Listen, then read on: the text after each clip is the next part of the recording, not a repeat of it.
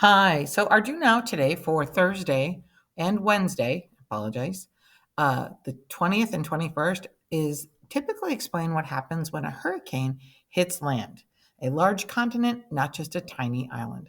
Well, that happens is because what happens is that it right down here, it has warm, moist air that is actually um, continuing to feed the hurricane. When it gets on land, it no longer has access to that nice warm air.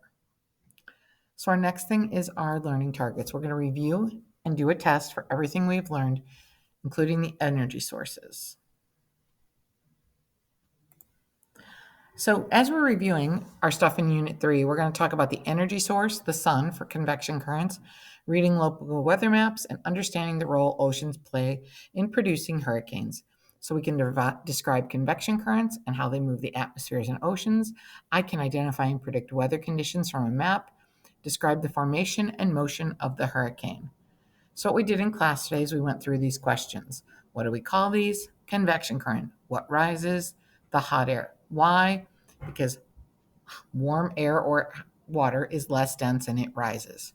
Where does the energy come from that drives these currents? The sun. And when the surface of the earth is unevenly heated, it disrupts these a little bit. We get unequal pressures, which cause wind. On this map, we talk about that air masses always carry the type of air that they come from. If the bottom mass, that one that says warm, moist, moves up, what will it bring? Warm, moist air.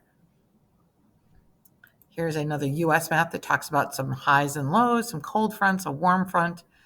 So we remember cold fronts move from here to here, not in a perfect line, but pretty close. And our warm fronts move from the southwest up to the northeast. Okay. And the cold fronts have heavy rains and move fast with thunderstorms. The slow, drizzly rain are our warm fronts, and high pressure systems, our H's, have clear skies, and cloudy, dreary weather comes with our friend the L. And we talked about hurricanes. What drives a hurricane to stay so strong? Like we said in the do now, it's that warm, moist air that it gets up and picks up from the warm ocean currents. And it slows down when it moves over land simply because it no longer has access to that warm, moist air. And that's what it needs to continue to move. Okay, so now you're going to go into Schoology. There's a Unit 3 weather review to take. Try that without your notes. And in the last 45 minutes of class, we did the DCA.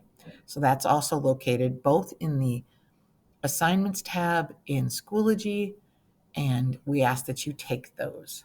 So have a great Wednesday or Thursday.